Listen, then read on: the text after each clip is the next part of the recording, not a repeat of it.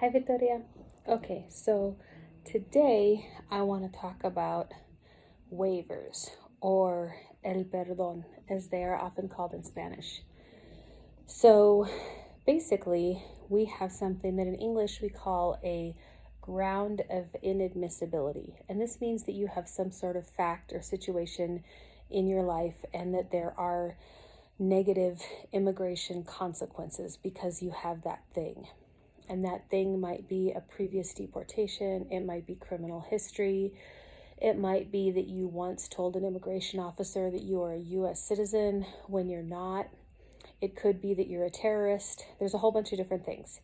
And once you have that thing in your history, then you need to have a waiver in order to forgive or kind of like wipe away the consequences of that thing in your history. So the things that count against you, those are called grounds of inadmissibility, and the waiver is what forgives that ground of inadmissibility. So whenever I'm talking about waivers in Spanish, I usually say perdón, like el perdón perdona lo que hiciste, or something like that. And a lot of people have this idea that there's like one waiver in immigration law, and that's actually not correct at all. There's probably 10 or 12 that we deal with on a regular basis, and each one of them has its own requirements. So, for example, if you have a previous deportation, you might have a bar for 10 years, meaning that you have a punishment, un castigo de 10 años. And for those 10 years, you can't come back to the United States unless you get a waiver approved. So some of the bars, though, are for life. Some are for 5 years, some are for 10 years. And then some of the waivers, you have to show a low level of hardship, a middle level of hardship, a really high level of hardship in order to get the waiver approved. And so we talk a lot about un perdón o el perdón, the waiver, a waiver, but the reality is that it's a really complicated situation. And so when I sit down to meet with someone, when they first come into my office, there's a few really basic questions that I ask everybody. Have you ever had any immigration contact before? Do you have any criminal history? How did you enter the United States? Did you get stopped by immigration when you entered the United States? And then usually from there, I can determine whether or not there is a ground of inadmissibility that applies. And if there is a ground of inadmissibility, whether or not there's a waiver that we can use to kind of wipe away the negative consequences of that bad situation. Almost all of the waivers that we do are on a form I-601 or a form I-601A. That is by far the most common form for a waiver. There are some waivers that are on a form I-212 or a form I-192, but those are much less common. And then there's some waivers that don't actually have a form at all. But that's really, really uncommon. So I would say 98% of the waivers that we do are an I-601 or an I-601A. And if you remember, I mentioned in the other video, the I-601A is just for when you enter the United States without a visa. And then the I-601 is for everything else, including entering the United States with a visa. So for example, if you have a criminal conviction and you entered the United States illegally, that would be on an I-601.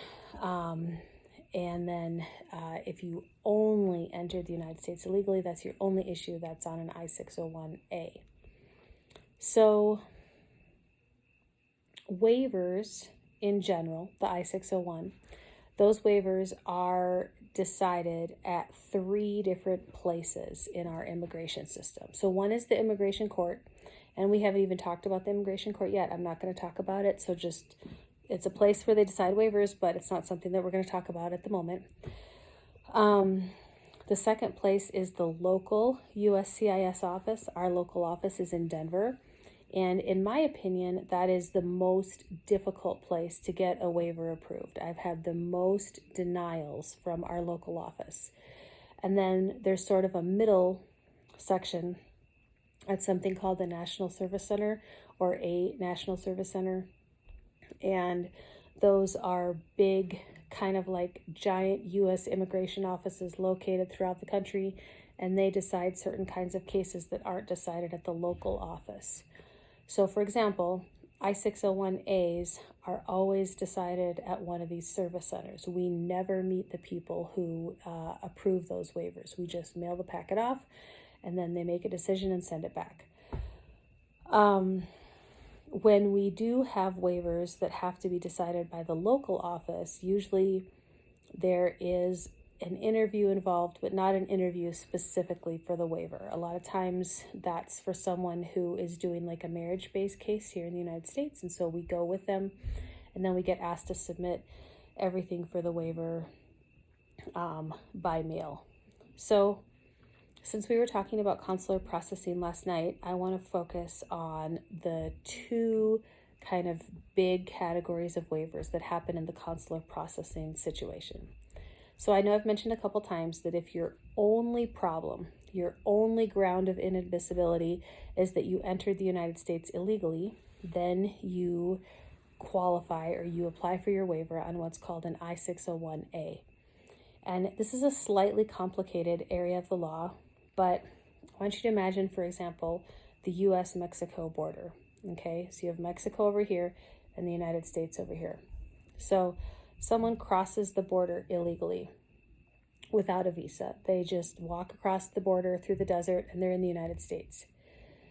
There's actually no ground of inadmissibility that applies to that person here in the United States. They haven't done anything yet that requires a waiver. But because they didn't enter with a visa, in order for them to get a green card, they have to go back to their country in order to apply. Okay, they have to have their interview back in their country. And the minute they cross the border, the minute they leave the United States, there's a 10-year penalty that applies. So if there's a way for them to get their green card here in the United States without ever leaving, that penalty never attaches. But in general, our clients who entered without a visa, they're required to go back to their country for their interview. And so the minute they get on the plane or the minute they cross the border, that 10-year penalty applies. And so the I-601A is a special kind of waiver that lets us essentially ask for the forgiveness, for the perdón, before the penalty applies. Because we apply when the person is still here in the United States, they haven't crossed the border yet, the penalty doesn't apply, but they're essentially saying, I'm going to go get my visa over here in Juarez, and when I do, I want you to forgive the penalty that I'm going to get the day that I leave. And so that waiver it's a little bit unique. It's called the I-601A, the provisional waiver, and it's provisional because at the time that the person applies for the waiver, they're here in the United States and they don't need it yet, okay? Now, if they need any other kind of waiver, a waiver because of a crime, a waiver because of, I don't know, maybe they have tattoos that make it look like they're in, well, there's actually not a waiver for that. So I guess the most common one is like a crime. So maybe they committed a serious crime and the immigration law says if you've committed this crime, you need a waiver. That waiver in this consular processing situation can only be applied for at the consulate. You are not allowed to apply for the waiver still in the United States. And I don't know why, it's just the way the law is. But what happens is essentially you go to your interview, okay, and the day you cross, you have that 10-year penalty that applies because of your unlawful presence in the United States. And then on that same interview, they also say, oh, but you also need a waiver because you committed this crime. Or you also need a waiver because you took a child with you to the United States the first time you went. Or you also need a waiver because when you applied for something over here, you lied about something and so you committed fraud. So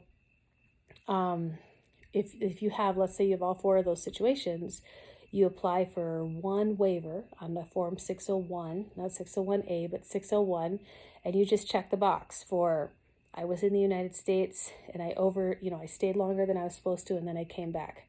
I took a child with me to the United States, and so I might be considered a human trafficker. I previously lied about something to an immigration officer, and so I committed fraud. So you just check all the boxes, and then you do your one waiver with your 4 grounds of inadmissibility, and we mail that off. And the bad thing is that waiver currently takes about 15 months. So you're living your life over here in the United States, you go to your interview in Mexico. The day of your interview, they tell you, oh, I'm sorry, you need these other waivers. And so we do everything we can to get the waiver done as quickly as possible. We mail it, and it takes about 15 months or so to get approved. And then once it's approved, you go back to the consulate. You have like a really quick second little interview. They put the visa in your passport, and back you go. So that is how the waivers work. And the most important thing to know, I think, is that for most of the waivers that we do, we have to show that the U.S. citizen spouse or the U.S. citizen parent is going to suffer extreme hardship if their family member is not allowed to stay in the United States or go back to the United States. Now, extreme hardship is not guaranteed. Not everybody's waiver is approved, but the vast majority are. Like I would say 95% of the waivers that we file are actually approved. So it's just a matter of doing the work. It's a lot of work. We have to really dig around in people's lives and get proof of all the different things that they tell us. It's a lot of work on our part. It's also pretty stressful for the client. But once we get everything put together, we mail the packet, and that's usually enough to get it approved. Now, there are some situations, some grounds of admissibility, like the human trafficking one, for example, that I just mentioned, where it's not extreme hardship, it's a little bit lower. You just have to show that it's in the public interest or a humanitarian issue, or I think family unity. And if you can show one of those 3 things, then you get your waiver approved. So for us, the main trick is identifying the facts in the person's life to figure out what requires a waiver, identifying who are the qualifying relatives, what family relationships are necessary in order for this person to qualify for the waiver, and then what is the standard of law, like what is the level of hardship that we have to show in order to get the waiver approved. And once we have that information, that's pretty much everything that we need to go ahead and file the waiver.